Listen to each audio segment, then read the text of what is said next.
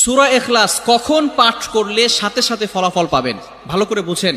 সূরা ইখলাস হচ্ছে পবিত্র কোরআনুল কারীমের ভিতরে ছোট সূরাদের ভিতরে অন্যতম একটি সূরা। তবে ফজিলতের দিক থেকে সূরা ইখলাস হচ্ছে গুরুত্বপূর্ণ ফজিলত, এবং এই সূরাটা এমন একটা সময় আল্লাহ পাক রব্বুল আলামিন নাজিল করে দিয়েছেন যখন আল্লাহ রাসূল সাল্লাল্লাহু আলাইহি ওয়াসাল্লাম দ্বীনের প্রচার করতে লাগলেন। এমন সময় আল্লাহ পাক রব্বুল আলামিন এক আল্লাহর দাওয়াত দিতে লাগলেন।